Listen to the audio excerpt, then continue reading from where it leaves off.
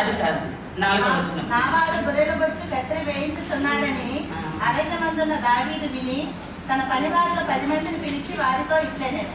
నాబాలు గొర్రెల బొచ్చు వేయించుచున్నాడన్న మాట దావీదు విని వాళ్ళ పనివారిని నాబాల దగ్గరికి పంపిస్తారు. అంటే ఇక్కడ ఎందుకు పంపించారంటే వాళ్ళకి ఆహారం కావాలి. వాళ్ళు కాని ప్రాంతంలో దావీదు వాళ్ళ అనుచరులు అందరూ ఉంటున్నారు కాబట్టి వాళ్ళకి ఆహారం కావాలి.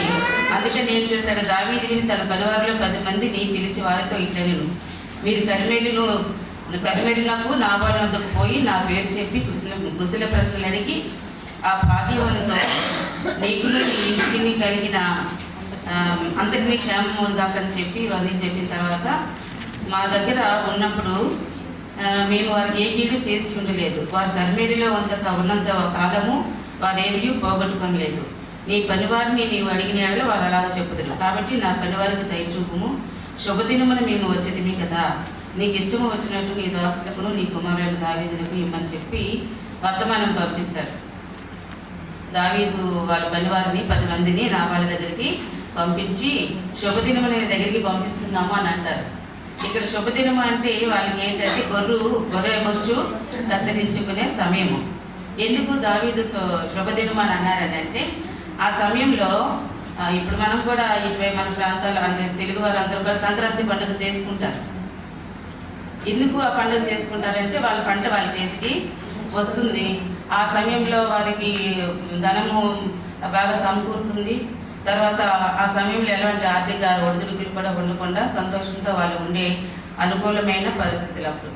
అలాగే గొర్రె బొచ్చులు కత్తిరించుకునే సమయం కూడా వాళ్ళకి అలాంటిదేనంట. ఆ సమయంలో ఒక ఆదాయం వాళ్ళకి బాగా వస్తుంది. ఆ సమయంలో వాళ్ళందరూ కూడా బాగా అంటే ఎర్నింగ్ అనమాట, డబ్బు బాగా సంపాదించుకుని ఆదాయం బాగా వచ్చే సమయం అది. అందుకని ఆ సమయము శుభదినం అనుకుని దావీదు చెప్తున్నారు. ఇప్పుడు మనకు కూడా పండుగలు చేసుకునే సమయంలో, శుభదినాలు చేసుకునే సమయంలో ఎవరిని వచ్చి మనకు అడిగినప్పుడు మన సంతోషంలో వాళ్ళకి కూడా పాలుభాగస్తులు చేస్తాం. వాళ్ళకి కూడా మనం ఎవరిని వచ్చి అడిగినప్పుడు ఫోన్లో పండుగతో వచ్చారు కదా మనం ఇద్దామన్న మనసు మనకు కూడా ఉంటుంది. అయితే ఇక్కడ దావీదు ఆ పనివారిని పంపించినప్పుడు నాబాలు ఏం చేశాడంటే వాళ్ళని ఎవరు అక్షయ్ కుమార్ ఎవరు, దావీదు ఎవరు, నేను ఎవరు, నాకు ఎవరు తెలియదు పొమ్మని చెప్పి ర్యాష్గా మాట్లాడి పంపించేస్తారు. ఆ విషయం నాబాలు దావీదు పని వాళ్ళు వెళ్ళి దావీదుతో చెప్తారు. నాబాలు పని వాళ్ళు వచ్చి అబిగయీలు ఆ యజమానురాలతో చెప్తారు, అమ్మ ఇలాగా మన యజమానులు ఉన్నారు కదా, వాళ్ళేమో నాబాలు దావీదు పని వాళ్ళు వచ్చినప్పుడు వాళ్ళనేమో తిరిగి పంపించేశారు మూర్ఖంగా మాట్లాడి అని చెప్పినప్పుడు అబిగయీలు వెంటనే అన్నీ సిద్ధం చేసి ఆహార పదార్థాలన్నీ సిద్ధం చేసి తన పని వాళ్ళతో ఒక గాడిద ఎక్కి మరలా దావీదుని ఎదుర్కోవడానికి వెళ్ళి దావీదు అప్పటికే కోపంతో రగిలిపోయి నాబాల్ని చంపడానికి వస్తున్నప్పుడు ఎదురుగా వెళ్ళి తను అక్కడ రిక్వెస్ట్ చేసి తను ఎంతో ప్రాధాయపడినట్టుగా మనకి స్టోరీలో తెలుస్తుంది. అప్పుడు దావీదు కోపం చల్లారుతుంది. ఆ తర్వాత అబిగయీలు వెనక్కి తిరిగి వచ్చిన తర్వాత ఈ నాబాల్ ఏం చేస్తాడంటే ఇంట్లో పార్టీ చేసుకుంటుంది, బాగా మత్తుగా పడి ఉంటాడనమాట. ఆ సమయంలో మరి ఏమీ చెప్పదు, కానీ మళ్ళీ తెల్లవారినప్పుడు అబిగయీలు భర్తతో చెప్తుంది, ఇలాగ దావీదు సైన్యం మీ మీదకి వస్తుంది చంపడానికి అని చెప్పి. నేను వెళ్ళి రిక్వెస్ట్ చేశాను. అతను మళ్ళీ కూలైపోయి వెళ్ళిపోయినట్టు మొత్తం స్టోరీ అంతా చెప్పినప్పుడు ఆ భయంకి అతనికి గుండె ఆగిపోయినంత పని అవుతుంది. అప్పుడు వెంటనే చనిపోడు, కానీ తర్వాత ఒక 10 రోజుల తర్వాత అతను మళ్ళీ చనిపోయినట్లుగా ఉంటుంది. ఈ స్టోరీ అంతా మనకు తెలుసు. నాబాలు, అబిగయీలు, ఇంకా దావీదు మహారాజు, ఈ విషయం అంతా కూడా మనకి తెలిసింది. అయితే ఇందులో ఆత్మీయ సత్యాలు ఏమిటి అనేది మనం ఒకసారి దీన్ని మనం చూసుకుంటే, ఎందుకంటే మన బైబిల్లో ఏ కథను మనం చదువుకున్నా లేదంటే ఏ వాక్యాన్ని మనం చదువుకున్నా ప్రతి దాంట్లో మనకు కావాల్సింది ఆత్మీయ పాఠం. మనది వేద పాఠశాల అంటారు కాబట్టి ఇది మనకి ఒక ఆత్మీయ పాఠం మనకు నేర్పించాలి. మనం ఏ వాక్యం చదువుకున్నా ఏ కథ చదువుకున్నా ఆత్మీయ పాఠాన్ని మనం నేర్చుకోవాలి.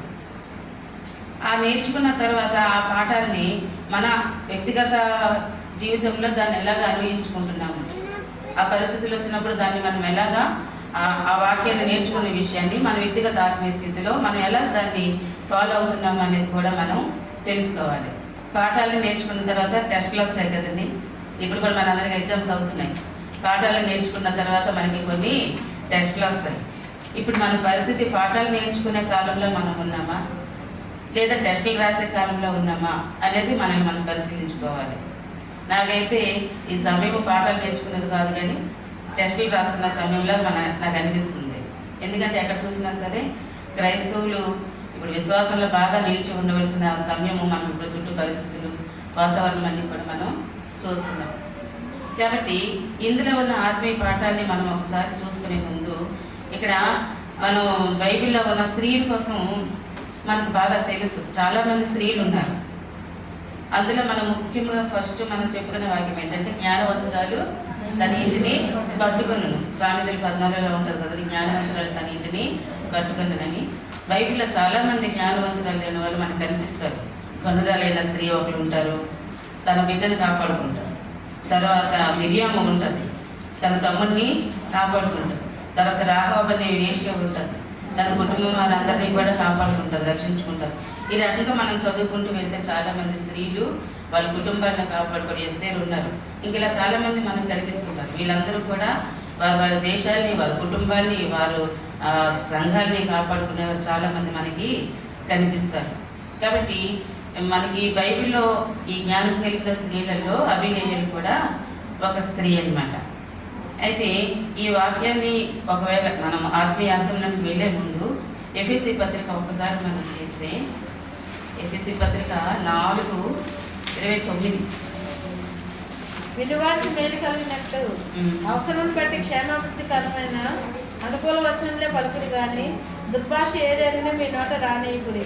కాబట్టి ఇది ఇప్పుడు మనం ఆత్మీయ సత్యాలు ఏంటో నేర్చుకోవాలని మనం అందరం ఇక్కడికి వచ్చాం. కాబట్టి వినివారికి మేలు కలిగినట్లు క్షేమాభివృద్ధికరమైన మాటలే ఇక్కడ మనకు వినిపించాలి. కాబట్టి దేవుని మనము అడగాలి, దేవా మీ సన్నిధికి వచ్చాం కాబట్టి మాకు అవసరమైన క్షేమాభివృద్ధికరమైన మాటలే మాకు కావాలి దేవా అని మనం అందరం కూడా దేవుని అడగాలి. వినడానికి మన హృదయాన్ని సిద్ధపరచుకోవాలి. మామూలుగా ఒక విషయం ఒక దైవజనులు ఎప్పుడు చెప్పినప్పుడు విన్నాను. సంఘానికి వచ్చిన వాళ్ళట 2 గుంపులు ఉంటారట. ఒక గుంపు ఏమో గొడుగు పట్టుకొని వస్తారట, ఒక గుంపు అద్దం పట్టుకొని వస్తారట. అంటే అది మీకు ఎలా అర్థమైందో కానీ ఇప్పుడు అద్దం మనకు దేని సూచిస్తుందండి? వాక్యాన్ని సూచిస్తుంది. ఇప్పుడు అద్దం మనం చూసుకున్నప్పుడు ఎవరు కనిపిస్తారు? మనమే కనిపిస్తాం. అంటే మనం చూసుకున్నప్పుడు మనలో ఉన్న ముడతలేవో, మనలో ఉన్న మచ్చలేవో, మనలో ఉన్న కళంకం ఏదో, దోషం ఏదో అనేది మనకి కనిపిస్తుంది. ఒక గుంపు అలాంటి వాళ్ళు ఉంటారట, అద్దం పట్టుకొని వచ్చిన వాళ్ళు. అంటే వాక్యం చెప్పినప్పుడు నేనే, నాకే చెప్తున్నారు అన్నట్టుగా ఉంటారు. మరి గొడుగు పట్టుకొని వచ్చిన వాళ్ళ సంగతి ఏంటంటే గొడుగు వేసుకొని కూర్చుంటారట. గొడుగు ఎప్పుడు వేసుకుంటారు? వర్షం పడినప్పుడు వేసుకుంటారు. అంటే ఇప్పుడు గొడుగు పట్టుకొని వచ్చినప్పుడు వర్షం పడితే ఎవరి మీద పడుతుంది? పక్కన ఎవరంటే వాళ్ళ మీద పడుతుంది, కానీ గొడుగు వేసుకున్న వాళ్ళ మీద పడుతుందా? పడదు. అంటే ఇప్పుడు ఒక వాక్యము, ఈ వాక్యము క్షేమాభివృద్ధికరమైందా లేకపోతే కాదా? ఇది నాతో మాట్లాడుతున్నారా? మనం చాలాసార్లు ఏంటంటే మాట్లాడినప్పుడు వాళ్ళకి బాగా తగిలిందిలే, వాళ్ళకి బాగా వచ్చిందిలే వాక్యం అంటున్నాం. అంటే వాళ్ళకి బాగా తగిలిందో, వాళ్ళకి బుద్ధి వచ్చిందో లేదో, కానీ నీవెంతవరకు తను గ్రహించావనేది మనకు అవసరం. కాబట్టి ఒకసారి మన మనసుని దేవుని వైపు తిప్పి, దేవా క్షేమాభివృద్ధికరమైన మాటలు మాతో మాట్లాడండి అనుకుని చెప్పి దేవుని మనం అడగాలి. కాబట్టి ఇప్పుడు మనం ఒకసారి చూసుకుంటే అబిగయీలు పాఠంలోకి వచ్చేద్దాం. అబిగయీలు అనే పేరుకి అర్థం ఏంటంటే తండ్రి ఆనందము అని అర్థం. తండ్రి యొక్క ఆనందము.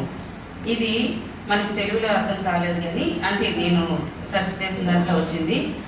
అబ్ గయీల్ అనే 2 వచనాలు, ఈ 2 పదాల యొక్క కలయిక అనమాట. అబ్ గయీల్ అది హీబ్రూ భాష, హీబ్రూ లాంగ్వేజ్ నుంచి వచ్చింది. అబ్ అంటే తండ్రి. మనం అంటే కదా అబ్బా తండ్రి అని పిలుస్తామని చెప్తాం కదా. అబ్బ అంటే తండ్రి, గయీల్ అంటే రీజాయిస్ లేదంటే ఎగ్జాల్టేషన్, అంటే ఆనందము, తండ్రి యొక్క ఆనందము అని ఇక్కడ అర్థం వస్తుంది. అంటే అబిగయీలు అంటే మనకు అర్థం ఏంటంటే తండ్రి యొక్క ఆనందం అని ఇక్కడ వస్తుంది అనమాట. ఇప్పుడు అబిగయీలు కోసం మనం ఈరోజు చెప్పుకునే అంశంలో ఈ స్టోరీ చదువుతుంటేనే మనకు తెలుస్తుంటుంది. ఇక్కడ 2వ వచనంలో ఉంటుంది, 3వ వచనంలో. అతని పేరు నాబాలు, అతని భార్య మీద అబిగయీలు. ఈ స్త్రీ సుబుద్ధి గలదై రూపసి అయి ఉండెను. ఈ స్త్రీ సుబుద్ధి గలదై రూపసి అయి ఉండెను అని ఉంది. అంటే సుబుద్ధి గలదై. మనకి ఈ బైబిల్ గ్రంథంలో చూసుకుంటే, సామెతల గ్రంథంలో చూసుకుంటే, లేదంటే ప్రతి చోట కూడా చాలాసార్లు ఎక్కువగా బుద్ధి విషయమే మాట్లాడి ఉంటుంది. బుద్ధి నేను కావలికాయను అనుకుని ఉంటుంది, లేదంటే బుద్ధి గల కన్యకలు, లేదంటే బుద్ధి లేని కన్యకలు, ఇలా రకరకాల బుద్ధి విషయమే చాలా మాటలు మనకి బైబిల్లో మనం చూస్తుంటాము. ఇక్కడ అబిగయీలు కూడా ఎలాంటిదంటే సుబుద్ధి గల భార్య. ఇప్పుడు కుటుంబంలో భార్యాభర్తలు ఉండేటప్పుడు భార్యలు గుణవతి అయిన భార్య ఉండకపోతే, సుబుద్ధి అయిన భార్య ఉండకపోతే, జ్ఞానం కలిగిన భార్య ఉండకపోతే ఆ కుటుంబం పరిస్థితి ఎలా ఉంటుందో మనకు తెలుసు. కాబట్టి ఇక్కడ అబిగయీలు సుబుద్ధి అయిన భార్య అంటే ఏంటంటే రూపసి అయి ఉండేను అని. అంటే తిను అంతరంగంలో కూడా మంచి రూపం కలిగి ఉన్నది, అలాగే బాహ్యముగా కూడా రూపసి అంటే ఇక్కడ బాహ్య రూపంగా సూచిస్తుంది. అంటే అంతరంగంలో కానీ బాహ్యంగా కానీ మనం ఎలా చూసుకున్నా సరే సౌందర్యం కలిగిన స్త్రీగా మనకి కనిపిస్తుంది. ఈమె సుబుద్ధి అయిన భార్య. అందుకనే మనకి 1 తిమోతి 2:10 ఉంటుంది, సత్క్రియల చేత మనల్ని మనం అలంకరించుకోవాలి. మనము స్త్రీలు అనేటప్పటికి ఎక్కువగా అందం మీద ఎక్కువగా ప్యాషన్ ఉంటుంది, ఎక్కువగా అందంగా ఉండాలి, లేదంటే అందం తయారవ్వాలి. ఇలాగా అందం కోసం మనం ఎక్కువగా కూడా స్త్రీలు ఎక్కువగా కూడా ప్రయత్నం చేస్తుంటాం ఏదో ఒకటి. అది కాకుండా ఆ అలంకరణ మనకు కాకుండా మనం పైన వేసుకున్న ఈ ఆభరణాలు, ఈ వస్త్రాలు, ఈ అలంకరణ మాత్రమే కాకుండా సత్క్రియలు అనే అలంకరణ మనకు చాలా అవసరం అనుకుని చెప్పి మనం ఒకసారి జ్ఞాపకం చేసుకోవాలి. అంతేకాకుండా సామెతలు 2:11 ఒకసారి తీస్తే బుద్ధి కోసం మనకు ఒకసారి మనం జ్ఞాపకం చేసుకోవాలి.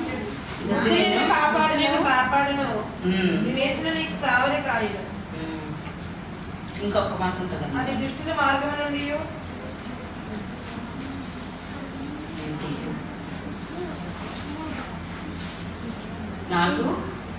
సుబుద్ధి 2:11 బుద్ధి నిన్ను కాపాడును, వివేచన నీకు కావలి కాయను అని వచ్చింది.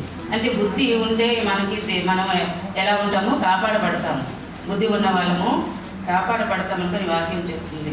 ఇదే అధ్యాయము 2వ వచనం నుంచి ఒకసారి చదువుకుంటే,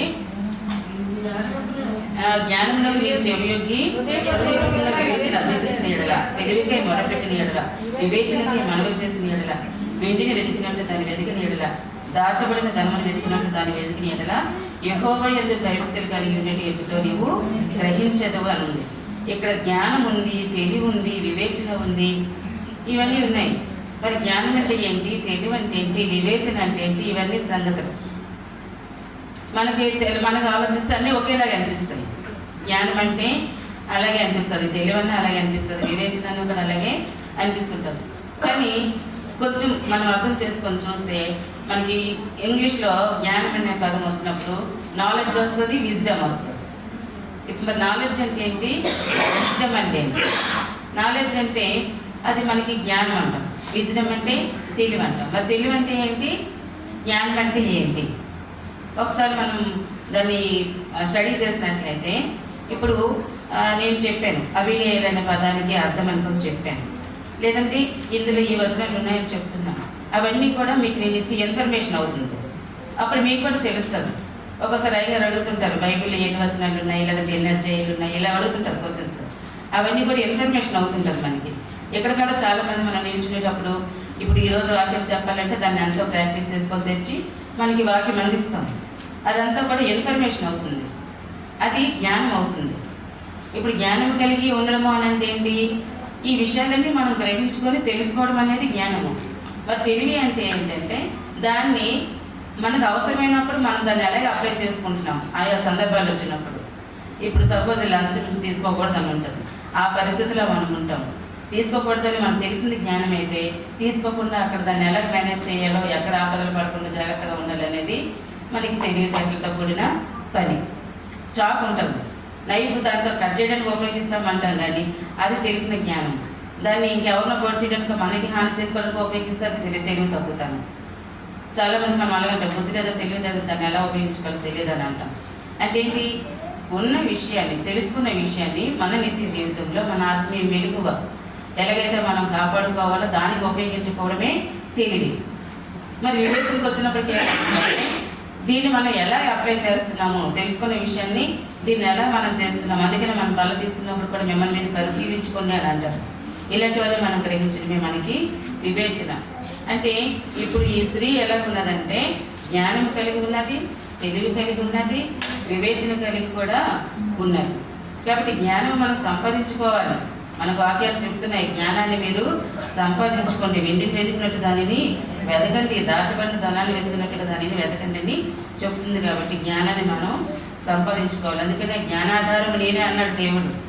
జ్ఞానాధారము నేను ఎక్కడ సంపాదిస్తాం? మనం యెహోవా యందు భయభక్తులే జ్ఞానములకు మూలము. కాబట్టి దేవుడి దగ్గరే మనం సంపాదించుకోవాలి జ్ఞానం. ఈ లోక జ్ఞానం దేవుడి దృష్టికి వెరితనం అన్నాడు, కానీ ఈ లోక జ్ఞానాన్ని మనం కాదు, కానీ దేవుడి జ్ఞానాన్ని మనం పొందుకోవాలి. కాబట్టి ఇక్కడ మనకి బుద్ధి జ్ఞానముల సర్వసంపదలు కూడా దేవుని దగ్గరే ఉన్నాయి. ఇలాగా మరి అబిగయలు మనం చూసుకుంటే జ్ఞానం కలిగి ఉన్నది, తెలివి కలిగి ఉన్నది, బుద్ధి కలిగి ఉన్నది, సత్క్రియలు కలిగి తను ఉన్నది. 119వ కీర్తన 39లో ఒకసారి చూడండి.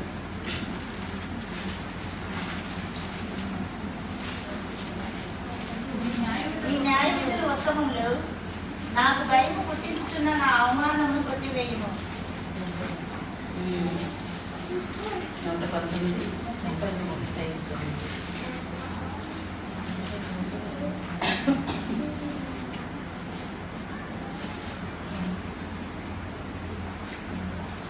34 అండి. నీ ధర్మశాస్త్రం అనుసరించుటకు నాకు బుద్ధి దయచేయము, నేను దాని ప్రకారం నడుచుకుంది. ఇప్పుడు అబీగయీలుకి బుద్ధి ఉందని కాబట్టి తన కుటుంబాన్ని కాపాడుకుందని మనం తెలుసుకున్నాం. మరి మనకు కూడా మన కుటుంబాలు కాపాడుకోవాలి కదా. మరి మనం కూడా దేవుడిని అడగాలి. ఇక్కడ నీ ధర్మశాస్త్రం అనుసరించి నడుచుకుంటూ నాకు బుద్ధి దయచేయము, అప్పుడు నా పూర్ణ హృదయంతో దీని ప్రకారం నడుచుకుంది. మరి బుద్ధి దయచేసినప్పుడు దాని ప్రకారం నడుచుకోవాలి కదా. లేకపోతే ఏమంటారు, బుద్ధిహీనులు, బుద్ధి లేదా అని అడుగుతారు. అంటే ఇప్పుడు బుద్ధి ఉందా లేదా అనేది ఒక పక్కన పెడితే, ఇప్పుడు మనందరం ఉన్నాం, మనం బుద్ధి లేదంటే ఎవరిని ఒప్పుకుంటామా? ఒప్పుకోం. మన అందరికీ బుద్ధి ఉందని అంటాం. ఆ బుద్ధి హీనంగా ఉంటే మరి ఏం చేయలేము.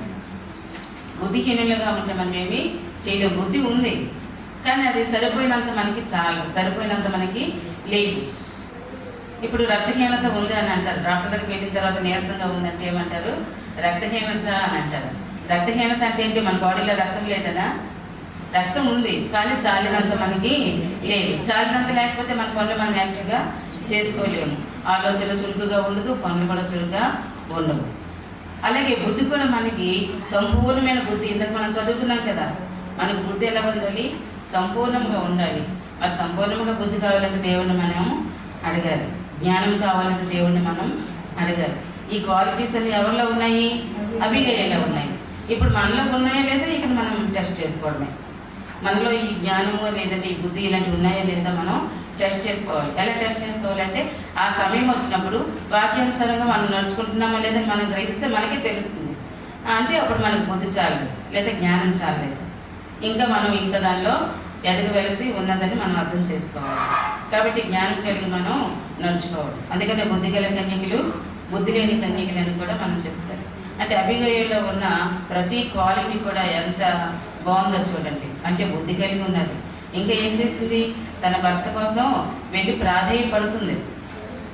మళ్ళీ తన భర్తను కాపాడుకోవడానికి వెళ్ళి భర్తను ప్రాధేయపడి ప్రార్థన చేస్తుంది. అంటే విజ్ఞాపన ప్రార్థన. తన కుటుంబం కొరకు తను ఏం చేస్తుందంటే విజ్ఞాపన ప్రార్థన తను చేస్తుంది. తనలో ఉన్న చాలా మంచి లక్షణాలు అన్నమాట ఇవన్నీ కూడా. విజ్ఞాపన ప్రార్థన చేస్తుంది. అలాగే తన దీనత్వం తను చూపిస్తుంది.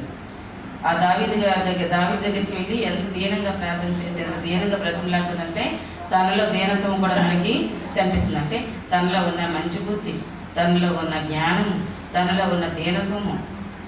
తర్వాత పనివారు వచ్చినప్పుడు ఆ చెప్పినవన్నీ కూడా జాగ్రత్తగా వింటుంది. అంటే వినుబుద్ధి పుట్టించాలి దేవుడు మనకి. వాక్యం వినేటప్పుడు వినుబుద్ధి దేవుడు మనకు పుట్టించాలి. వినుబుద్ధి తనకున్నది. వాళ్ళు ఎలాంటి కష్టంలో ఉన్నారు, ఎందుకు నా దగ్గరకు వచ్చి చెప్పారో ఆ విన్నప్పుడే కదా సమస్యకు పరిష్కారం వచ్చింది.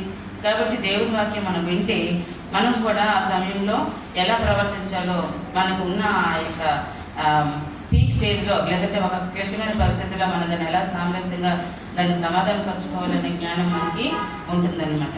కాబట్టి వినుబుద్ధి తనకి ఉన్నది. ఈ రకంగా ఈ అబిగయలకు అన్ని మంచి లక్షణాలు మనకి ఉన్నాయన్నమాట. అందుకనే ఫిలిప్పీ పత్రికలో ఉంటుంది, క్రీస్తు యేసునకు కలిగిన ఈ మనసు మీరు కూడా కలిగి ఉండండి అని. మరి ఈ లక్షణాలన్నీ దేవుండా మనకు ఉన్నాయా లేదా? యేసుక్రీస్తులు మనకు అన్నీ కనిపిస్తున్నాయి. యేసుక్రీస్తు పోలికలు తనలో కూడా మనకు అబిగయల్లో కనిపిస్తున్నాయి. ఆ యేసుక్రీస్తు వరకు కూడా మన కొరకు విజ్ఞాపన ప్రార్థన చేసినట్టుగా మనం చూస్తున్నాము. మరి అబిగయలు ఎలాగైతే మరి తన భర్త కొరకు విజ్ఞాపన ప్రార్థన చేస్తుందో, యేసుక్రీస్తు వారి కూడా సిలువ మీద మన కొరకు విజ్ఞాపన ప్రార్థన చేస్తున్నట్టుగా మనం చూస్తున్నాం. అంటే ఈ బుద్ధి యేసుప్రభు గారు అంటారు, బాలుడు మనుషుల దయ్యందును దేవుని దయ్యందును బుద్ధి జ్ఞానం లేదు బుద్ధిలు చుండినని ఉంటుంది. అంటే తనకు కూడా అలాంటి బుద్ధి, అంటే దేవుడు యేసుక్రీస్తు కలిగిన ఈ మనస్సు అబిగయలు కలిగి ఉన్నది. కాబట్టి అబిగయల కోసం మనం ఇంతగా ఈరోజు చెప్పుకోవాల్సి వస్తుంది. అలాగే దేవుడికి విధేయురాలుగా తనకు కనిపిస్తుంది. భయభక్తులు కలిగిన స్త్రీ, జ్ఞానం కలిగి ఉండడం మాత్రమే కాదు కానీ భయభక్తులు కలిగిన స్త్రీ దావీదు భక్తుడి దగ్గరికి వెళ్ళి సాష్టాంగ నమస్కారం చేస్తుంది. 23వ వచనంలో ఉంటుంది. త్వరగా దిగి దావీదును సాష్టాంగ నమస్కారం చేసి అతని పాదాలు పట్టుకొని ఇట్లా సాష్టాంగ నమస్కారం, త్వరగా దిగి సాష్టాంగ నమస్కారము చేసి అంతే. అంటే ఎంత విధేయతతో వాళ్ళ దగ్గర ప్రార్థన చేస్తుందో, బ్రతిలాడుతుంది అనేది విధేయత కలిగిన మనసు కలిగినగా ఉన్నది. ఇక్కడ త్వరగా దిగి అని ఉంది. ఇంకొక చోట ఏమంటుందంటే పనివారు చెప్పినప్పుడు పనివారు వచ్చి అడుగుతారు, చెప్తారు కదా 18. అందుకు అబిగయలు నాబాలుతో ఏమీ చెప్పక త్వరపడి 200 రొట్టెలు 2 ద్రాక్షల స్థితులు 12 గొర్రెల మాంసమును 5 మానికల వేచిన ధాన్యమును 100 ద్రాక్ష గెలలు 200 అంజూరు పాడలు గాత బొమ్మ మీద వేయించింది. అంటే ఈమె త్వరగా చేయించింది ఈ పనులన్నీ కూడా. ఆపద వస్తున్నప్పుడు మనకి పర్లేదులే, టైం ముందులు అనుకోవడానికి లేదు, త్వరపడాలి. త్వరగా చేసింది అబిగయలు. త్వరగా అనే విషయం మనం ఇక్కడ చూస్తున్నాం. ఈ త్వరగా అంటే ఎన్ని సిద్ధపరిచింది చూడండి. ఇక్కడ 200 రొట్టెలు 2 ద్రాక్షారసం తిత్తులు 12 గొర్రెల మాంసము 5 మానికలు వేచిన ధాన్యము 100 ద్రాక్ష గెలలు 200 అంజూరు పడలు ఎన్ని సిద్ధపరిచింది చూడండి త్వరగా. మాంసము అది కొట్టి వండి చేసి చెయ్యాలంటే ఎంత టైం పడుతుంది. త్వరగా చేసింది.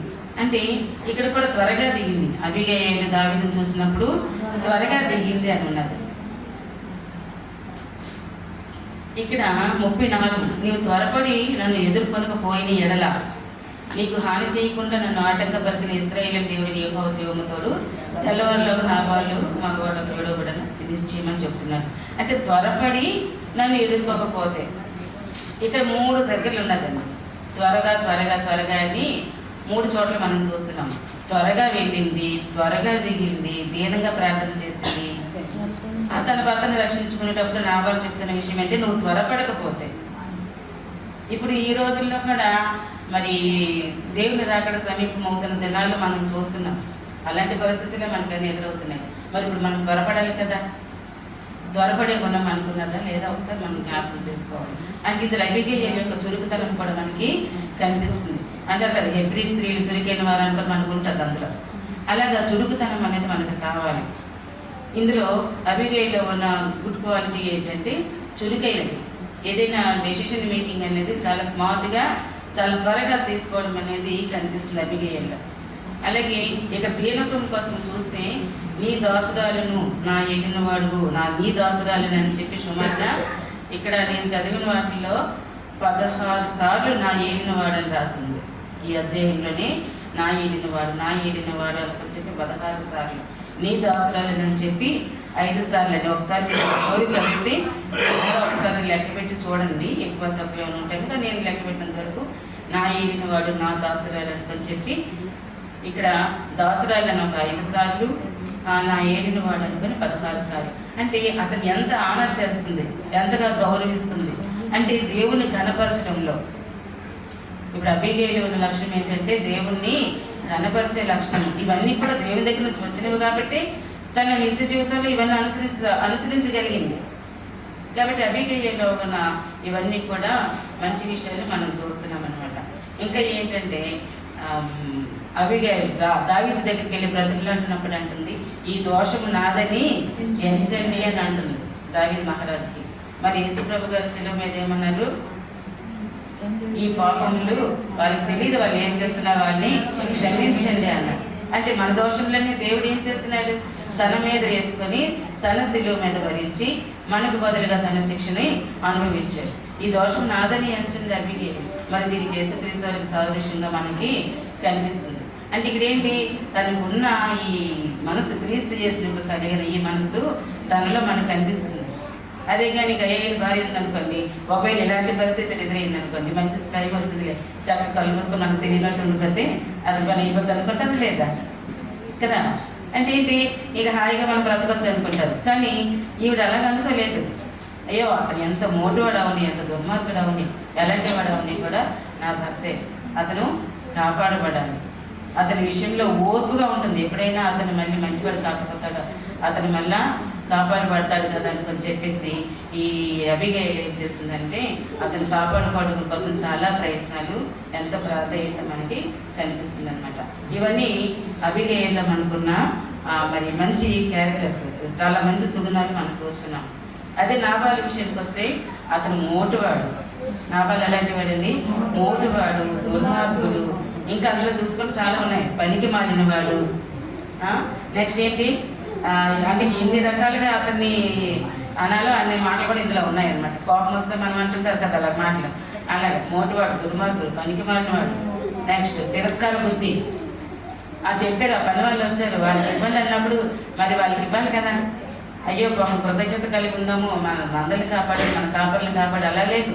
ఆ యెషయా ఎవడు, తన దావీదు ఎవడు చెప్పి ర్యాష్గా మాట్లాడి చెప్పిన మాట అతను తిరస్కార బుద్ధి అయిపోయింది అతనికి అనమాట. అలాగే మద్యంతో మత్తులై ఉండకుండా అని అంటే అదే పని చేశాడు. ఎప్పుడు చూసినా సరే ఆ మత్తులై ఉండడమే అతని పని. తర్వాత ఇతని ధనవంతుడే. ఇతను ఎలాంటి వాడు? ధనవంతుడు. మనకి మొదటి వచనంలో ఉంటుంది కదా, నాబాలు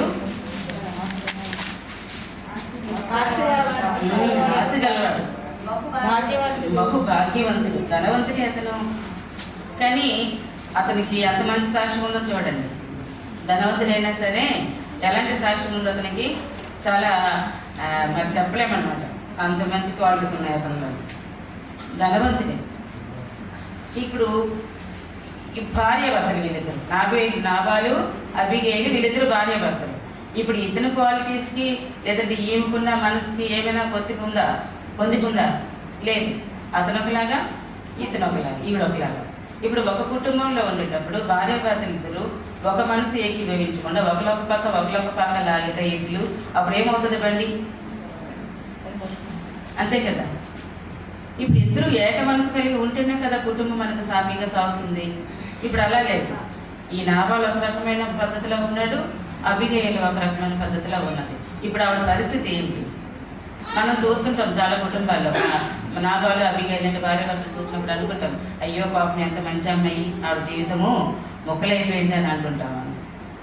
ఎంత బాధపడుతుంటాం అలాంటి వారిని మనం చూసినప్పుడు. అంటే ఇప్పుడు మనం చూసుకుంటే అబీగయీలు పరిస్థితి ఒక బ్రోకెన్ పీస్ అనమాట. మొక్కలైపోయిన పరిస్థితిలో తను మనకి కనిపిస్తుంది. నాబాలు క్యారెక్టర్కి అబీగయీలు క్యారెక్టర్కి ఏ మాత్రం కూడా అక్కడ సమానత్వం అనేది ఎక్కడ కూడా కనిపించలేదు. పూర్తి వ్యతిరేకంగా కనిపిస్తుంది. అయినా సరే ఇలాంటి భర్తని, దుర్మార్గమైన భర్తని కాపాడుకోవడం కోసం వీడెంతో ప్రయత్నం చేసినట్టుగా మనం తెలుస్తుంది. ఇక్కడ చూసుకుంటే నాబాలు అబీగయీలు వీళ్ళిద్దరూ కూడా మనకి మన సంఘానికి సాదృశ్యంగా కనిపిస్తున్నారు. సంఘంలో కూడా మనకి నాబాలు లాంటి వాళ్ళు ఉంటారు, అబీగయీలు లాంటి వాళ్ళు కూడా ఉంటారు. అంటే వచ్చిన వాళ్ళందరూ పరిశుద్ధులమని కాదు, లేకపోతే అందరూ చెడ్డవాళ్ళమని కూడా కాదు. మనలో కూడా చాలామంది కొంతమంది ఇంకా దేవుని సన్నిధికి వస్తుంటారు, కానీ ఇంకా వాక్యంతో సాధన చేసుకోబడరు. ఇంకా కూడా మోసమైన స్వభావం ఉంటుంది, దురుసు స్వభావం ఉంటుంది, లేదంటే శరీర కార్యాలన్నీ ఉంటుంటాయి, లేదా బలహీనతను వదులుకోలేని పరిస్థితుల్లో ఉంటుంటారు. అంటే వాక్యం ఉంటుంది, జీవించుచున్నవారి పేరు మాత్రం ఉంది కానీ నీవు మృతుడవే అంటే అలాంటి వాళ్ళు ఉంటారు. ఇప్పుడు ఈ సంఘము అబిగయలు నాబాలు అనే ఈ సంబంధం అనేది మనకి ఎఫెసీ పత్రికలో ఉంటుంది. ఆయన శిరస్సు అయి ఉంటే మనం అందరం ఎలా ఉన్నాము, ఆయన యొక్క అవయవములం అంటే ఆయన యొక్క అవయవం అంటే మనం అందరం కూడా సంఘముగా ఉన్నాము. మరి సంఘంలో కూడా ఎలాంటి పరిస్థితి ఉందనుకోండి, నాబాల్లాగా ఒకలా అబిగయలు ఒకలాగా ఉన్నారనుకోండి సంఘంలో, అప్పుడు సంఘం కూడా చీలిపోవడానికి అవకాశం ఉన్నది. కాబట్టి మన సంఘాన్ని మనం కాపాడుకోవాలి అని అంటే ఇప్పుడు మన కుటుంబాన్ని మనం కాపాడుకోవాలని మనం ఎంత ఆలోచిస్తున్నామో మన సంఘాన్ని కూడా మనం కాపాడుకోవాలనే ఆలోచన కూడా మనలో ఉండాలి. అంటే ఇలాంటి పరిస్థితులు మన సంఘంలో రాకూడదు. అందుకనే కదా ఇప్పుడు దేవుడు మనకి ఎలాగైతే దివారాత్రులు కాపాడుతున్నాడో సాతాను కూడా నిజంగా అలా తిరుగుతూనే ఉంటుంది మన చుట్టూ. యోగు దగ్గరికి వచ్చి అంటారు కదా, అటు ఇటు తిరుగుతున్నావు అని అంటే అంటారనమాట, యోగు చుట్టూ నువ్వు కంచేసి ఉంచావు కదా. మన చుట్టూ, మన సంఘం చుట్టూ, మన కుటుంబాల చుట్టూ, మన ఆత్మీయ స్థితి చుట్టూ దేవుడు కంచి ఉంచాడు. లేకపోతే దాని పని తను చేస్తూనే ఉంటుంది. ఏ క్షణంలోనైనా మనం గుర్తెళ్ళకుండా ఉండడానికి కావాల్సిన జ్ఞానమే మనకి అవసరం. కాబట్టి మన సంఘం కూడా మరి ఇలాంటి పరిస్థితి లేకుండా అందరూ మనసులు కూడా ఏక మనసు కలిగి ఉండాలి. అందుకనే బాప్తిస్మ ఒకటే, విశ్వాసం ఒకటే, నిరీక్షణ ఒకటే, మన అందరిది ఒకటే ఉండాలి. అటొకటి ఇటొకటి వాళ్ళొకలాగా వీళ్ళొకలాగా ఉండడానికి కాదు. అందుకే మనకి క్షేమకరమైన మాటలు అవసరం. దేవుని వాక్యాన్ని మనం అందరం వినడానికి ఇక్కడ ఎందుకు వచ్చాము? వినుబుద్ధి మనకు ఉన్నది కాబట్టి. మరి వినుబుద్ధి మనకు ఉన్నప్పుడు మళ్ళీ సంఘంలో ఎందుకు ఒకలొకలాగా అనేది మనకి ఉండకూడదు. అలాంటి పరిస్థితులు మనలో ఉండడానికి మనం నిత్యం కూడా ప్రయత్నం చేయాలి. ఎందుకంటే ఇద్దరికి ఒకేలాగా బుద్ధి ఎప్పుడు వస్తుంది అంటే దేవుని వాక్యాన్ని ఒకేలాగా అంగీకరించినప్పుడు, నాకే ఈ వాక్యం మనం అంగీకరించినప్పుడు మనకి ఇలాంటి బుద్ధి అనేది వస్తుంది. ఇక్కడ మనం చూసుకుంటే అబిగయలు కూడా మనము సమాధానం కలిగిన బుద్ధిగా మనం చూస్తున్నాము. తన భర్తకి దావీదుకి మధ్యలో వచ్చిన గొడవకి ఇక్కడ సమాధానం పరచడానికి గాడిద ఎక్కి వెళ్ళినట్టుగా చూస్తున్నాము. మరి యేసుక్రీస్తు వారు కూడా అలాగే కదా గాడిద మీద యెరూషలేముకు వెళ్ళారు సమాధానం చేయడానికి. సమాధానం తండ్రి అయిన దేవునితో మనకు సమాధానం సమకూర్చడానికి కదా మరి యేసు ప్రభు గారు మనకి గాడిద మీద వెళ్ళినట్టుగా కనిపిస్తుంది. సమాధానపరచేవారు ధన్యులు. సమాధానపరిచే జ్ఞానము, గుణము, అబిగయలు ఉన్నట్టే మనలో కూడా సమాధానం, మన సంఘంలో కూడా సమాధానం అనేది ఉండాలి. అక్కడ మన సంఘం అంటే ఇక్కడ మన సంఘం అని కాదు, క్రీస్తు బిడ్డలుగా ఎక్కడైతే మనం సంఘంగా కూడుకుంటున్నామో అలాంటి వాళ్ళ మధ్య సఖ్యత అనేది, సహోదరుల ఐక్యత కలిగి ఉండట ఎంత మేలు, ఎంత మనోహరమని. ఇలాంటి సఖ్యత మన సంఘాలలో అంటే క్రీస్తుని కలిగిన జనాంగంలో ఇక్కడ కూడుకున్నామని మన సంఘం అని కాదు, సార్వత్రిక సంఘాలు అంటే క్రీస్తునికి ధరించుకున్న ప్రతి విశ్వాసి కూడా మరొక విశ్వాసతో సమాధానం కలిగి ఉండాలి. మరొక విశ్వాస దగ్గర తగ్గింపు కలిగి ఉండాలి. మరొక విశ్వాస దగ్గర వాళ్ళు కనపరిచేవారుగా ఉండాలి. అందుకని నీ ఎక్కువ నాకైతే అన్ని పరిస్థితులు అలాంటి క్రైస్తవత్వమే కాదు. అబిగయలో ఉన్న ఇలాంటి మంచి లక్షణాలు అందరిలో ఉంటాయి. క్రైస్తవులు అనబడే వారు అందరిలో ఉంటే ఈ క్రైస్తవం అనేది మనకి సాఫీగా ఉంటుంది. లేదంటే అన్యులు మనల్ని దూషిస్తారు, మీరే కదా ఇలా చేస్తున్నారు, మీరే కదా ఇలా చేస్తున్నారంటే మరి దేవుడు బాధపడతారు. మిమ్మల్ని బట్టే కదా నా నామము అన్ని జనుల మీద దూషించబడుతుందని అంటారు. మరి ఇంతగా దేవుడు మనకు మేలు చేశాడు. నాబాలు ఎంత మేలు చేయాలి, దావీదు అంత మేలు చేశాడు నాబాలకి, తన కాపరులకి, తన గొర్రెలకి ఎంతగా కాపలా కాసి అక్కడ మంచి కాపరిగా మనకి దావీదు కనిపిస్తున్నారు. మరి అందుకే దావీదు తనని కాచినప్పుడు మరి కృతజ్ఞత కలిగి ఉండాలి. నాబాలకి కృతజ్ఞత లేదు. మరి మనమందరము చేరాము సంఘంలో, మరి మనకు కృతజ్ఞత ఎంతవరకు మనం దేవుడి పట్ల చూపిస్తున్నాము, దేవుడు మనల్ని ఏం అడుగుతున్నాడు అనేది మనం జ్ఞాపకం చేసుకోవాలి. మరి దావీదు అడిగినప్పుడు తను తిరస్కరించి పంపించేశాడు, నాకు తెలియదు, మీరు ఎవరో తెలియదు, కొండనుకొని పంపించాడు. ఇప్పుడు దేవుడు మనల్ని కూడా అడుగుతున్నారు కదా, ఏమడిగాడు? న్యాయం కలిగి ఉండండి, న్యాయంగా నడుచుకోండి, కనికరాన్ని ప్రేమించండి, దేవుని ఎదుట పరిశుద్ధంగా ప్రవర్తించండి అని అడుగుతున్నాడు దేవుడు. అందుకంటే ఇంకేం అడిగాడు దేవుడు మనల్ని? అదే కదా వాక్యం చెప్తుంది, మీకా గ్రంథంలో ఉంటుంది, ద్వితీయోపదేశకాలంలో ఏముంటుంది? నా మాటల్ని శ్రద్ధగా వినండి అని అంటుంది. పూర్ణ మనసుతో పూర్ణాత్మతో నన్ను వెంబడించండి, నా మాట వినండి అని ఉంటుంది. అంతే కదా నేను అడుగుతున్నాను అంటాడు దేవుడు. నీ హృదయం నాకు ఇవ్వు అని అడుగుతున్నాడు దేవుడు. మరి దేవుడు అడిగినవు మనం ఇవ్వట్లేదు అని అంటే మరి నా వాళ్ళు లాంటి వాళ్ళని మనమేమో ఒకసారి మనం పరీక్షించుకోవాలి. దేవుడు అడిగింది మనం ఇవ్వట్లేదు. దేవుడు మనల్ని ఏం అడిగాడు? అంటారు కదా, 1000 కొండల మీద పశువులని నావే కదా అంటాడు. కలిగి ఉన్నది ఏది ఆయన లేకుండా కలిగలేదు అంటాడు. మరి అన్నీ ఆయన అయినప్పుడు ఇంకేం కావాలి ఆయనకి? మనం ఏమి ఇవ్వగలం? దశభాగాలు ఇచ్చి దేవుని కనపరచగలమా? లేదంటే మనం కలిగి ఉన్న దానిలో వడ్డీల కొలత ఇచ్చి దేవుని కనపరచగలమా? లేకపోతే ఏమి ఇవ్వగలం? మన హృదయాన్ని దేవుడు అడుగుతున్నాడు. సత్క్రియలకి చెయ్యండి అని అడుగుతున్నాడు. సత్క్రియలు చెయ్యండి అనేది గొప్ప కాదు కదా. మరి అవే మనం చేయలేకపోతున్నాము. మరి ఇంకప్పుడు మనలో ఇంకా నాబాలు ఉన్నాడా, లేకపోతే దావీదు స్వభావం అబిగేలు స్వభావం మనలో ఉందా, నాబాల స్వభావం మనలో ఉన్నదా అనేది మనం పరిశీలించుకోవాలి. కాబట్టి ఈ సమాధానపరిచే స్వభావం అనేది అబిగేలులో ఉన్నట్టే మన సంఘంలో కూడా మనలో మనకి సమాధానం కలిగి మనం ఉండాలి. అలాగే అబిగేలు ఏం చేసింది? అర్పణలు తీసుకొని వచ్చింది. ఇప్పుడు అడిగినప్పుడు దేవుడు మనకి అర్పణం మనం అర్పించాలి. యేసుక్రీస్తు వారు కూడా మన కొరకు బలిగా అర్పణముగా చేయబడ్డారు. ఎఫెసీ పత్రికలో ఉంటుంది. ఆయన మన కొరకు అర్పణముగాను బలిగాను చేయబడ్డారు. మరి అబిగేలు తనకు అర్పణ తీసుకొచ్చిందనేది ఇక్కడ మనం సౌదర్శంగా తెలుసుకోవాలి. ఈ శిలువ ధ్యానంలో మనం నేర్చుకున్నవే. ఇక్కడ చేర్చబడుట, చిగురించబడుట అంటే ఏంటంటే దేవునికి మనం సమర్పించుకోవాలి. సమర్పణ జీవితం. ఇప్పుడు మనం 40 రోజులు వచ్చి కూర్చుంటున్నాం అని అంటే ఇంకా ఎంతవరకు మనము రెక్టిఫై చేయగలం మనం ఎంతవరకు దాన్ని సరి చేసుకోగలిగాం అనేది మనం జ్ఞాపకం చేసుకోవాలి. అందుకని యేసుక్రీస్తు వారి పోలికలన్నీ కూడా, సుగుణాలన్నీ కూడా అబిగేలులో మనం చూస్తున్నాం.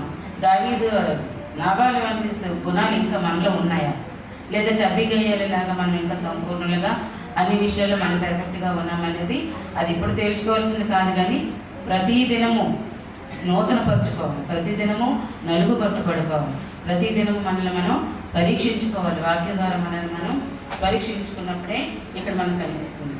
అబిగేలు అంతగా ప్రార్థన చేసింది కాబట్టి దాన్ని తన భర్తని తను కాపాడుకోగలిగింది. హెబ్రీ పత్రికలో యేసుక్రీస్తు చేసిన ప్రార్థన ఉంటుంది.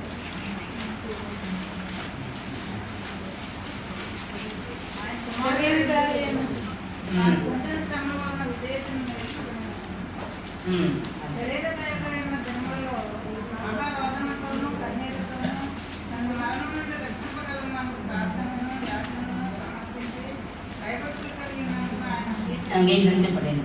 ఇక్కడ శరీరధారి అయి ఉన్న దినములలో, శరీరధారి అయి దినములు. ఇప్పుడు మనం కూడా ఎలా ఉన్నాము? శరీరాన్ని ధరించుకొని ఉన్నాము. ప్రాణాత్మ శరీరాల కలియకే మన దేహం. కాబట్టి శరీరధారి అయిన దినములలో మహారోదనతోనూ కన్నీళ్లతోనూ తను మరణం నుండి రక్షింపగల వారికి ప్రార్థనలు యాచనలు సమర్పించి భయభక్తులు కలిగినందున అంగీకరింపబడింది. ఇప్పుడు అబిగేలు చేసిన ప్రార్థన ఇలాగే ఉందా కాదా? అబిగేలు ప్రార్థన కూడా ఇలాగే ఉంది. కన్నీళ్లతో బ్రతిమలాడుకుంది. మరణం నుండి రక్షించగలగలిగా మీరే దావీదుతో అంటుంది, మీరే మరణం నుండి ఇప్పుడు రక్షించాలి. మీరు కోపించుకుంటే మరి మేమేమవుతాము? ఒకసారి ఏం చెప్పి బ్రతిమలాడుతుంది దావీదు. అలాంటి తగ్గింపు ప్రార్థన, దీన ప్రార్థన, కనికరం చూపించండి, దయ చూపించండి, కరుణించండి, క్షమించండి, నా భర్త దోషాన్ని క్షమించండి, ఆ దోషం నాదని నచ్చింది అనుకొని కన్నీళ్ళతో బ్రతిమలాడుకున్నందువలన అంగీకరించబడింది ఆయన ప్రార్థన. తన భర్తని తను కాపాడుతుంది. మరి ఇప్పుడు అన్ని దినాల్లో మనం ఉన్నాము. మన కుటుంబాల్లో మనం కాపాడుకోవాలి, మన ఆత్మీయ స్థితి కాపాడుకోవాలి, మన కుటుంబాన్ని కాపాడుకోవాలి, మన ఆత్మీయ స్థితిని కాపాడుకోవాలంటే మరి ఇలాంటి ప్రార్థనా జీవితం మనలో కూడా తగ్గింపు ప్రార్థనా జీవితం మనకి కావాలి. పరిశీలుడు సంఘుని ప్రార్థన చేసినప్పుడు మనం చెప్పుకున్నాం, ఎవరి ప్రార్థన దేవుడు అంగీకరించాడు?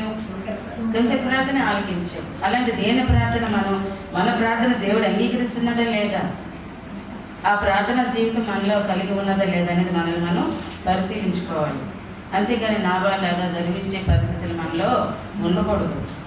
అంత గర్వించవలసిన అవసరం దేనికి వచ్చింది నాబాలికి అని అంటే కేవలం అతను ధనవంతులు కాబట్టి. ధనవంతులందరూ గర్వించవలసిన అవసరం అయితే లేదు. అతిశయించేవాడు ఎవడైనా సరే దేవుడినందే మనం అతిశయించాలి. అంతేగాని మరి ఈ లోకంలో మనం కలిగి ఉన్న దేని కూడా మనం అతిశయించే వీలు లేదు. ఇప్పుడు ధనవంతులు చెప్పుకుంటే మరి ఇందులో కూడా అబ్రహాం గారు ఉన్నారు, మరి యోబు ఉన్నారు, అలాగే మరి జక్కయ్య ఉన్నాడు, చాలామంది శ్రీమంతులు మనకు కనిపిస్తున్నారు. అలాగే యేసుక్రీస్తు వారు ఎంత ధనవంతుడండి? సమస్త సృష్టి ఆయనదే. ఆకాశ విషయాలను ఆయన స్థాపించాడు, భూమిని సమస్త సృష్టిని నోటి మాటతో ఆయన సృజించాడు. ఆయన శ్రీమంతుడైన దేవుడు అని అన్నాడు. ఆయన శ్రీమంతుడైన దేవుడు. ఆయన ధనవంతుడై ఉండి మన కొరకు ఏమయ్యాడు? దారిద్ర్యాన్ని అనుభవించాడు. తలవాల్చుకోవటానికి స్థలం కూడా లేదు. మరి అంత దీనంగా ఎందుకు తగ్గించుకోవాలి మన కోసం? సర్వమానవాళిని ఎంతో ప్రేమించారని అన్నారు కదా. అంత ప్రేమించినంత క్వాలిటీస్ మనలో ఏమున్నాయని? కాబట్టి మనలో క్వాలిటీస్ని చూసో లేదా మనలో మంచితనాన్ని చూసో మనలో ఉన్న జ్ఞానం బుద్ధిని చూసో దేవుడు ప్రేమించలేదు, కానీ ఆయన గుణము ప్రేమించే గుణం.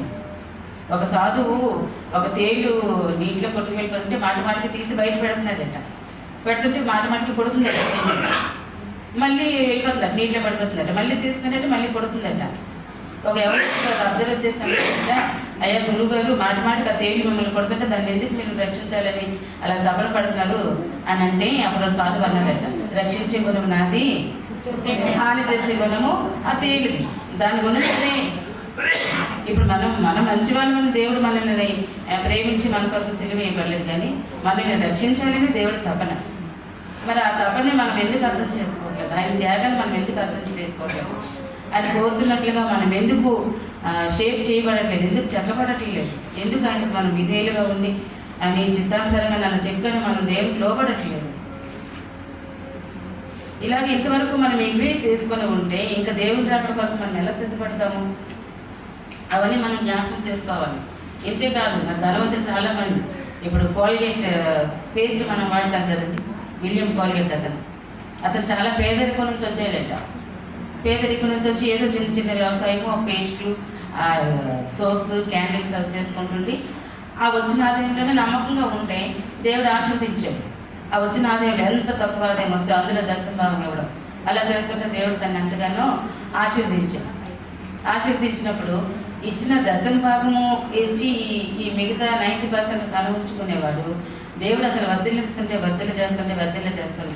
ఇప్పుడు అతను ఏం చేశాడంట, 10% టైత్ అనేది ఇతను ఉంచుకున్నాడు, మిగతా 90% అనేది దేవుడి చూడడం మొదలుపెట్టాడు. అంటే దేవుడికి విధేయుడిగా ఉండేటప్పుడు, ధనవంతుడయ్యేట్టు కూడా ఆయన దేవుడై ఉన్నప్పుడు దేవుడు తనని ఎంతగా తనని హెచ్చించాడు. అతను గొప్పవాడిని దేవుడు తనని ఇచ్చేయలేదు, కానీ తనలో ఉన్న దేనత్వాన్ని బట్టే దేవుడు అతన్ని మెచ్చుకున్నట్టుగా మనం చూస్తున్నాం. అలాగే అబ్రహాం లింకన్ గారు, మరి అమెరికా 60th ప్రెసిడెంట్ ఆయన, అబ్రహాం లింకన్ గారు. వాళ్ళు కూడా వాళ్ళ నాన్నగారు వాళ్ళ తాతగారు వాళ్ళందరూ చెప్పులు కుట్టుకునేవారట. ఆ స్టేజ్ మీద ఒకసారి చెప్తున్నారట, వీళ్ళ నాన్నగారు వీళ్ళ తాతగారు వీళ్ళందరూ చెప్పులు కుట్టుకునేవారు అని అంటే, అబ్రహాం లింకన్ గారు కరెక్టే నయ్య గారు మీరు చెప్పింది, మా నాన్నగారు వాళ్ళందరూ కూడా నేను కూడా చెప్పులు కుట్టేవాడిని, మీకు కూడా మా నాన్నగారు మా తాతగారు చెప్పులు కుట్టే ఉంటారు కదా, అవి ఇంకా సరిగ్గా లేకపోతే నాకు ఇవ్వండి, నేను ఇప్పుడు కుట్టిస్తాను అన్నాడట అబ్రహాం లింకన్. అంటే ఒక అమెరికా ప్రెసిడెంట్ అయిన తర్వాత కూడా అతని మాటలు ఎంత దీనత్వం మనకి కనిపిస్తుంది. బైబిల్లో ఉన్న వాళ్ళే మనం చెప్పుకోవడం కాదు, మరి ఇప్పుడు మనం చూసుకుంటున్న ప్రపంచంలో ఉన్న ఎంత గొప్ప ధనవంతులైన వారు ఎంత దీనత్వం కలిగి ఉంటున్నారు, అందుకే వాళ్ళు అంగీకరించబడుతున్నారు. అలాగే నీల్ ఆర్మ్స్ట్రాంగ్, అతను ఏం చేశారు, చంద్రమండలం మీద మొట్టమొదటి అడుగుపెట్టిన వ్యక్తి నీల్ ఆర్మ్స్ట్రాంగ్. అతను వచ్చినప్పుడు ఎంతో గొప్పగా ప్రజలందరూ అబ్బా చంద్రమండలి మీద అడుగుపెట్టారు కానీ ఎంతో ఆనంద చేస్తారట. అతనికి అడిగారట, మీ ఫీలింగ్స్ ఎలా ఉన్నాయి, చంద్రమండలి మీద మొట్టమొదటి అడుగుపెట్టిన మీరే కదా, ఎలా ఉన్నాయి మీ ఫీలింగ్స్ అని అడిగితే అప్పుడు నీల్ ఆర్మ్స్ట్రాంగ్ అన్నారట, చంద్రమండలి మీద దీని అడుగుపెట్టడం గొప్ప కాదు, కానీ దేవాది దేవుడు భూమి మీద అడుగుపెట్టి దీనుడిగా అవతరించడం అనేది ఎంతో గొప్ప విషయము, అంత గొప్ప భాగ్యము, అంత గొప్ప దేవుడిని కలిగినందుకు నేను అతిశయిస్తున్నానని నీల్ ఆర్మ్స్ట్రాంగ్ అన్నాను. అంటే ఇలాగా ధనవంతులు ఎంతోమంది ఉన్నారు, దీనత్వం కలిగిన వాళ్ళు ఉన్నారు. మన నాబాలకి ఎందుకు అంత గర్వము, ఎందుకు అంత అతిశయము, ఏముందని అతిశయము? ఒక్క గాలివానం పడితే మొత్తం వెళ్ళిపోతుంది, ఇంకేమి మిగులుతుందా మనకి? ఏమీ ఉండదు. లేదంటే మనం వెళ్ళిపోయినా అది మనతో రాదు, అది వెళ్ళిపోయినా దాంతో మనం వెళ్ళలేము. మరి ఎందుకు అంత గర్వాలు అతిశయం అనేది నాబాల్లో కనిపిస్తుందో మనకి చూస్తున్నాము. కాబట్టి ఇక్కడ మనం నేర్చుకున్న ఒక విషయం ఏంటంటే, నాబాల్లాగా మనం ఉండకూడదు, అబీగైలులాగా మనం ఉండాలి. ఇప్పుడు మన సంఘంలో అన్ని రకాల గుంపులు ఉండకూడదు, అందరం ఒకే గుంపు, ఒకే మనసు, క్రీస్తు యేసునికి కలిగిన ఈ మనస్సే మీరందరూ కలిగి ఉండాలి, మనందరం కలిగి ఉండాలి. అలాంటి మనసు కలిగి ఉన్నప్పుడు దేవుడు ఆశీర్వదిస్తాడు. మరి ఇప్పుడు దావీదు భక్తులు తన నాబాల్ని విడిచిపెట్టి క్షమించి తిరిగి వెళ్ళిపోయిన తర్వాత కొంతకాలం అయిన తర్వాత ఏమైంది, నాబాలు చనిపోయాడు. చనిపోయిన తర్వాత మళ్ళీ అబీగయీలు దావీదు తన పరివారాన్ని పంపించి తన పెళ్లి చేసుకుంటానని మరి విషయం చెప్పినప్పుడు మరలా అబీగయీలు సమ్మతించి మరలా దావీదుని వివాహం చేసుకున్నట్లుగా మనం చూస్తున్నాము. అంటే ఇప్పుడు తన యొక్క దీనత్వము లేదంటే తన తగ్గింపు స్వభావము, తనకు ఉన్న మంచి సుగుణాలు, సుబుద్ధి, ఆ తర్వాత గుణవతి, ఇవన్నీ లక్షణాల వల్ల తను ఏం చేసింది, ఒక మహారాజుకి మరలా భారీగా ఉన్నారు. అంటే ఈ భర్త చనిపోయిన తర్వాత మళ్ళా వాళ్ళని పెళ్లి చేసుకోవడం అనేది మనకి ఒకటి పత్రికలో మనం చూస్తాం. ఆ రకంగా అబీగయీలు అనేది మళ్ళా దావీదుకి భారీగా మారింది. ఇప్పుడు రారాజుకి గొప్ప మహారాజు దావీదు అనే గొప్ప రాజుకి తన భారీగా మారింది అని అంటే ఇప్పుడు తన లైఫ్ అనేది ఒకప్పుడు ఒక బ్రోకెన్ పీస్, మనం చెప్తున్నాం కదా, బ్రోకెన్ పీస్, ముక్కలైపోయిన తన జీవితం. తన యొక్క ఆత్మీయ స్థితిని కాపాడుకోవడం వల్ల తన బుద్ధి, తన జ్ఞానము, తన వివేచన, ఇవన్నీ సరైన దేవుని లక్షణాలు కలిగి ఉండడం వల్ల ఒక మాస్టర్ పీస్గా తన జీవితాన్ని తను మలుచుకోగలిగింది అనమాట. అంటే తన జీవితాన్ని మలుచుకోవడం అనేది ఆడవాళ్ళు లేదంటే మన కుటుంబాలు మలుచుకోవడం అనేది ఇప్పుడు మన చేతుల్లోనే ఉంటుంది, కేవలము దేవుని యందు విధేయత చూపించడం వలన. అలాగని గయ్యాలైన భర్తలు ఉంటారు, భార్యలు ఉంటారు. భర్తలు తన కుటుంబాన్ని కాపాడుకునే బాధ్యత భర్తలు కూడా ఉంటారు. దేవుని విధేయులుగా ఉంటే తన భార్యల ప్రవర్తనని రాబట్టుకోవచ్చు. భర్తలు భార్యలు విధేయులుగా ఉంటే తన భర్తల ప్రవర్తనని రాబట్టుకోవచ్చు. ఇలాగా మన కుటుంబాలు మనం కాపాడుకోవాలి. కుటుంబాలు కాపాడుతున్నామంటే ఆటోమేటిక్గా మన సంఘం కూడా అలాగే ఉంటుంది. భర్త భార్య ఒకేలాంటి యాటిట్యూడ్తో ఉన్నారనుకోండి, సంఘంలో మనమే కదా ఉన్నాము, అప్పుడు మనమందరం ఒకేలాంటి ఆలోచన విధానంతో ఉంటాము. కాబట్టి ఈ రకంగా మన కుటుంబాన్ని మనం కాపాడుకోవాలి. ప్రకటన గ్రంథంలో 19 ప్రకటన గ్రంథం 19 అధ్యాయము 8-9 వచ్చినాయి. మరియు ఆమె ధరించుకున్నటకు 6వ వచనం నుంచి వస్తాయి. అప్పుడు గొప్ప సమూహము శబ్దమును, విస్తారమైన జలముల శబ్దమును, బలమైన ఉరుముల శబ్దమును పోలిన యొక్క స్వరము, సర్వాధికారియు ప్రభువునకు మన దేవుడు ఏలుచున్నాడు, ఆయనను స్తుతించుడి. గొర్రెపెట్ట వివాహోత్సవ సమయం వచ్చినది, ఆయన భార్య తను తాను సిద్ధపరచుకొని ఉన్నది కనుక మనము సంతోషపడి ఉత్సహించి ఆయనను మహిమపరచదమని చెప్పగా వింటిని. మరియు ఆమె ధరించుకుంటకు ప్రకాశములను నిర్మలమైన సన్నపు నారబట్టలు ఆమె గీయబడిన, అవి పరిశుద్ధుల నీతి క్రియలు. పరిశుద్ధుల నీతి క్రియలు, ఆమె నీతి క్రియలు జరిగించింది కాబట్టి రాజుగారు మరలా తనని వివాహం చేసుకున్నారు. ఇప్పుడు ఇక్కడ మన ప్రకటన గ్రంథంలో చదివిన ఈ వివాహ మహోత్సవం అనేది రాకడ సమయంలో మనకి రెండవ రాకడ సమయాన్ని మనకి సూచిస్తుంది. వరుడిగా మరి దేవుడు వచ్చినప్పుడు వధువుగా మన సంఘము సిద్ధపడాలి. ఇక్కడ మనం నేర్చుకున్న వాక్యం అదే, సిద్ధపాటు. వధువుగా మనము సిద్ధపడాలి. సంఘాన్ని వధువుతో పోల్చుకున్నారు కదా, భగవద్గీతలో ఉంటుంది, శూలమితి సంఘం. ఈ సంఘము వధువు సంఘం. వధువు సంఘముగా మనం సిద్ధపడాలి అని అంటే ఇంకా మనం మూలపాఠాల్లో నేర్చుకొని ఉంటుంటే ఇంకా సిద్ధపాటు మనకి ఎప్పుడు వస్తుంది? బుద్ధిగల కన్యకులు, బుద్ధి లేని కన్యకులు వెళ్ళిపోతున్నారు హ్యాపీగా. కానీ ఎప్పుడు వచ్చింది? ఆ గేట్ వరకు వచ్చినప్పుడు అప్పుడు తెలిసింది, అయ్యో మన నూనెల్లో మా సిద్ధుల్లో నూనె లేదని అప్పుడు తెలిసింది విషయం. అంతవరకు బుద్ధి లేని కన్యకులు మాకు చాలా బుద్ధి ఉందనుకున్న ప్రయాణమే వెళ్ళిపోయేది బుద్ధిగల కన్యకులతో. అప్పుడు ఎంపీ అయిపోయింది, వాళ్ళు ఇంకా బయటికి త్రోసివేయబడ్డారు. ఇప్పుడు మన ప్రయాణం కూడా, మన ఆత్మీయ ప్రయాణం కూడా అలాగే ఉంది. వెళ్తున్నాం మనం, ఇదిగో దేవుడి రాకడ వచ్చేస్తుంది కొంతకాలంలో. మరి ఎప్పుడు వస్తుందో మనకి తెలియదు. దొంగ వచ్చినట్టు వస్తారన్నారు కదా, అది ఎంత దూరంలో ఉందో ఎంత దగ్గరలో ఉందో మనకు తెలియదు. కాలాన్ని బట్టి చూస్తుంటే దేవుని వాక్యం నెరవేర్పులనే మనకు కనిపిస్తున్నాయి కాబట్టి ఇక మన దగ్గరకు వచ్చినట్టే. మరి సంఘంగా మనం ఎప్పుడు సిద్ధపడుతున్నాము? ఇంకా మనం ఆ వాక్యాలే నేర్చుకొని ఉంటుంటే ఇంకెప్పుడు సిద్ధపడటం అనుకుంటుంది. కాబట్టి సిద్ధపడవలసిన అవసరం మనకి ఎంతో, చాలా త్వరగా సిద్ధపడాలి. అబీగయీలు త్వరగా సిద్ధపడినట్టుగా మనం కూడా త్వరగా సిద్ధపడాలి. కాబట్టి ఇక్కడ వ్యక్తిగత రక్షణ, మన జనర బ్రదర్ చెప్పారు, వ్యక్తిగత రక్షణ అనేది. ఇప్పుడు ఈ టైంలో మనకు కావాల్సింది వ్యక్తిగత రక్షణ. ఇంకా మన సంఘాల విషయంలో సిద్ధపాటు, మన కుటుంబాల విషయంలో దిద్దుబాటు, ఇంకా మన వ్యక్తిగత రక్షణ, ఇవన్నీ మనకి ఇవన్నీ కూడా బాధ్యతలు. భయము భక్తి ఉండడం అంటే అర్థం ఏంటంటే బాధ్యత కలిగి ఉండడం అని అర్థం. ఇప్పుడు భయభక్తులు కలిగి ఉన్నాయి. భయం అంటే ఏంటి? బాధ్యత. భక్తి అంటే ఏంటి? మోకాలేసి 24 గంటలు ప్రార్థన చేసేస్తే భక్తి అయిపోతుందా? లేదంటే భయం అంటే ఏంటి? అక్కడ భయం అంటే ఏంటి? పలానా పని అది తప్పు అని మనకు తెలిసింది, వాక్యానుసారంగా ఇది తప్పు అని తెలిసినప్పుడు దాన్ని చేయకుండా ఉండాలి దేవుడికి భయపడి. ఆ రకమైన భయము భక్తి ఉంటేనే, భయం ఉన్నా సరే భక్తి లేకపోతే ప్రయోజనం లేదు, భక్తి ఉన్నా సరే భయం లేకపోతే ప్రయోజనం లేదు. ఒక పక్షికి 2 రెక్కలు ఎగరడానికి ఎంత అవసరమో మనం కూడా దేవుని సన్నిధికి చేరాలంటే భయము భక్తి అనేది, భయభక్తులు కలిగిన స్త్రీ కొనియాడబడుతుంది. సామెతలు 31లో ఉంటుంది అవన్నీ కూడా. కాబట్టి భయభక్తులు కలిగిన వారంగా మనం కూడా మన సంఘము, ఇప్పుడు ఇక్కడ భార్య అంటే మన సంఘం, ఇప్పుడు మనం చెప్పుకుంటున్న అంశాలని మన సంఘం సిద్ధపాటు కొరకు, అంటే క్రైస్తవులు మనం చెప్పుకున్న మన సిద్ధపాటు కొరకు అబిగయల్ని మనం ఇక్కడ ఉదాహరణగా చెప్పుకుంటున్నాము. కాబట్టి దేవుడు మన కొరకు ఇవన్నీ నేర్పించి ఉంచాడు పాఠాలు. ఈ పాఠాలన్నీ మనం నేర్చుకున్నప్పుడు ఏ విధంగా దేవుడి కొరకు మనం సిద్ధపడుతున్నాం అనేది మనకు అవసరమైనది. ఎత్తపడే సంఘంలో మనం ఉండాలి. సునీత విలియమ్స్ గారు మరి స్పేస్లోకి వెళ్ళారు, 9 నెలలు ఆ స్పేస్లో ఉండిపోయి మళ్ళీ వచ్చినప్పుడు ఆమె కోసం ఎంతో ఘనంగా చెప్పుకున్నారు ప్రపంచమంతా కూడా. సునీత విలియమ్స్ వెళ్ళి ఆ స్పేస్లో 9 నెలలు ఉండి వచ్చారు అని. ఎందుకు అంత గొప్పగా తన కోసం చెప్పుకున్నారంటే, మన సామాన్య ప్రజలు కానీ లేదంటే ఈ ప్రజలు మన దేశంలో కానీ లేదంటే ప్రకార దేశాల్లో కానీ ఏ దేశంలో కూడా వెళ్ళలేదు, తన ఒక్కటే వెళ్ళారు. అందుకని తన కోసం అంత గొప్పగా చెప్పుకున్నారు. మరి అంత స్పేస్లోనికి ఆవిడ వెళ్ళాలి అని అంటే వాళ్ళకి ఎన్ని టెస్టులు అవసరం అవుతాయి, ఎన్ని ప్రాక్టీస్లు అవసరం అవుతాయి, ఎంత అంటే స్ట్రెంగ్త్ అవసరం అవుతుంది, మానసిక ధైర్యం అవసరం అవుతుంది. ఇవన్నీ కూడా తను కలిగి ఉన్నది కాబట్టి స్పేస్లోకి వెళ్ళగలిగారు. ఆవిడ వెళ్ళగలిగారు కాబట్టి కొనియాడబడగలిగారు.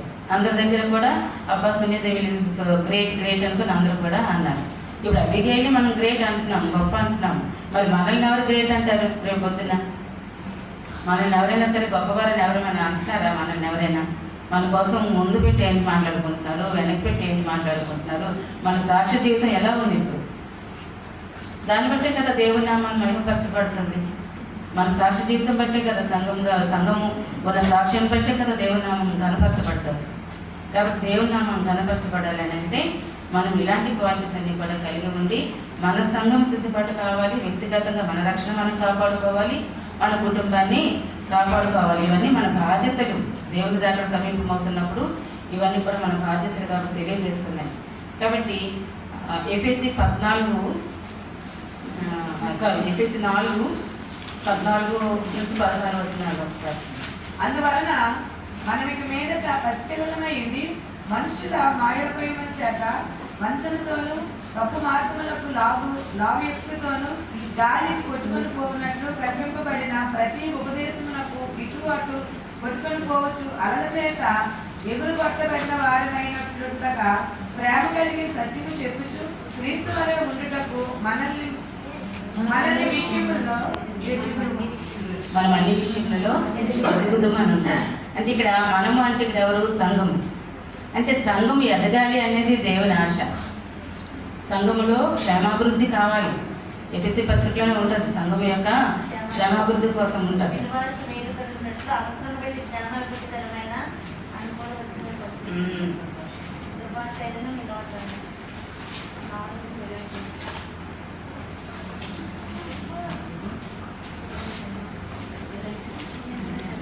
పదహారవ వచనం చివరిలో ప్రతి కీడు వలన కలిగిన బలము చేత అతుకుబడి ప్రేమ యందు తనకు క్షేమాభివృద్ధి కలుగునట్లు శరీరమునకు అభివృద్ధి కలుగజేసుకొనుచున్నది.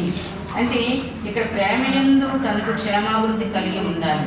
దేవుని ప్రేమ మనలో, దేవునికి కలిగి ఉన్న ప్రేమ కలిగిన మనసు మనలో కూడా ఉంటే మన సంఘము క్షేమాభివృద్ధి చెందుతుంది.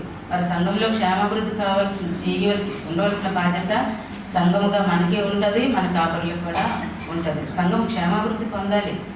కాబట్టి సంఘంలో మనం కూర్చున్నప్పుడు క్షేమకరమైన మాటలే మనం వినాలి, క్షేమకరమైన మాటలే మనము మాట్లాడాలి.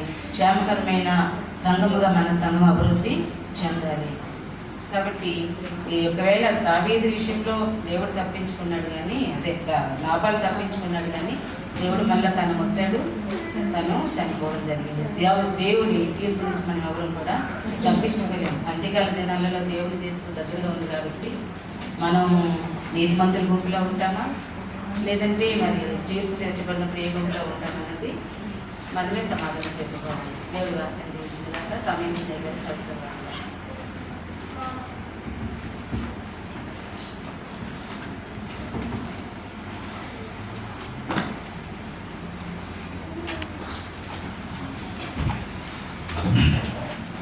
మంచి దిన వర్తమానాన్ని బట్టి కుటుంబ వ్యవస్థగా, సంఘ వ్యవస్థగా, వ్యక్తిగతంగా నా బాలు అభిగయ కుటుంబ వ్యవస్థల పరిస్థితులను వివరించాను. రోజును కూడా ప్రభు పేర ప్రత్యేకమైన వందనాలు.